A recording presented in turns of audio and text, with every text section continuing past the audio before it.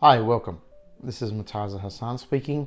Today's topic I'm going to give about is how all the IT architect system is all related, from a laptop all the way to your cloud environment, all the way to your applications such as your CRM systems, such as your ERP systems and all that type of things, your intranet, and then obviously your AI and all that as well. And then on top of that, your cybersecurity concepts as well, all your cybersecurity development, all your cybersecurity infrastructure, all of that as well. So where do we start off with when it comes to a whole, let's just say there's a new business, right? So where do we start off with when it comes to a whole new organization? Let's just start off with a small business. What's the first thing you need for any business? A laptop, right? So without a laptop, you can't do nothing, right? So you have your laptop there. So that's your first part of your IT, section of your business where you got to purchase your laptop, right? Now you need to connect it to your office environment, right? Microsoft Word, Microsoft Excel, all these type of things, right? So then what you do, you go to Office, 365, and you get your Microsoft, licenses and all that stuff.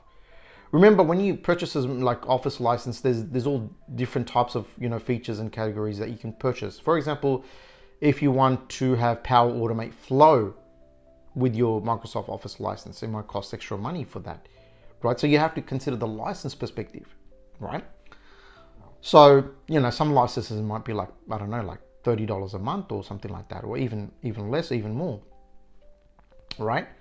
So now we have our laptop, and then now we have our office environment. Obviously, everyone needs Microsoft Word, everyone needs Microsoft Excel, everyone needs Microsoft PowerPoint.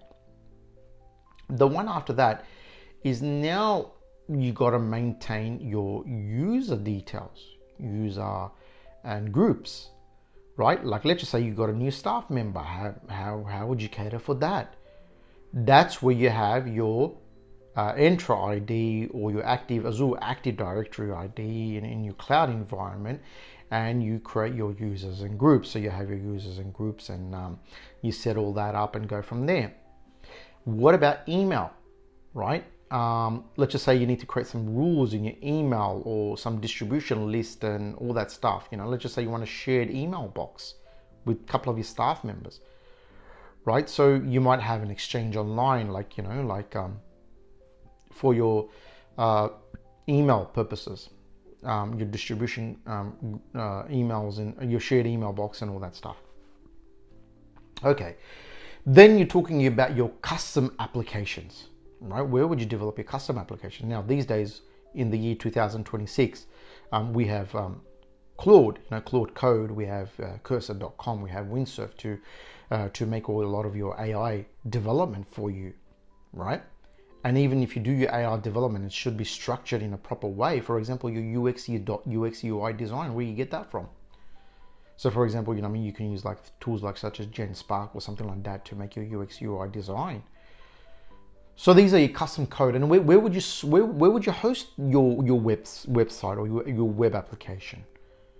For example, there's many hosting platforms. There's Azure Cloud, there's AWS, there's Railway.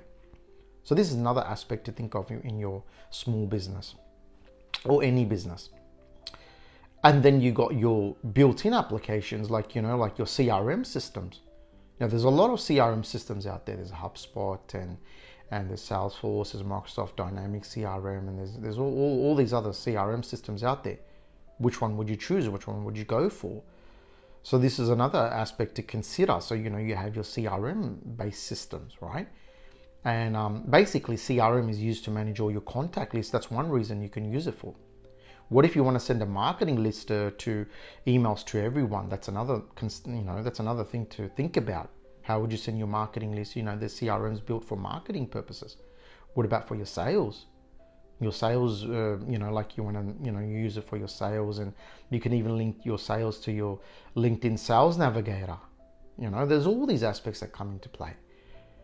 And let's just say you have a niche type of business, like you got a warehouse or something like that. Then you've got to think of probably like about your ERP systems, right? You got SAP ERP, you got like Microsoft Dynamics Microsoft Dynamics Finance and Operations, you got Microsoft Dynamics Business Central, you got all these other aspects around it. So these are the other areas. And then one thing that you need to consider, I mean, in the year 2026 is your cybersecurity aspect. So think about cybersecurity, like for example, like if you create a custom web application, you need security around it. For example, if you have all your source code showing on your web page, people can easily hack your website. So there's applications where you might develop your application in React.js or Node.js or something like that will make it a bit more secure. And then you might use things like JWT tokens, your access tokens to do all that stuff, right?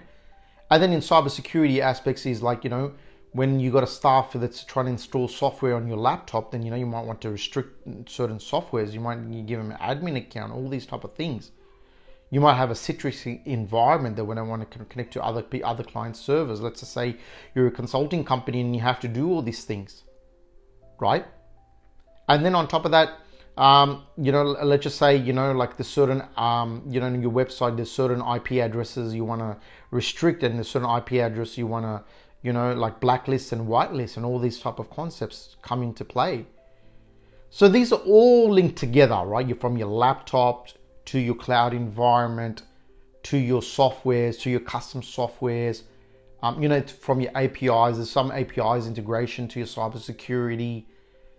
So these are all things to consider when you have a small business. So yeah, I hope you like this video, and I hope this video was very informative. Thanks.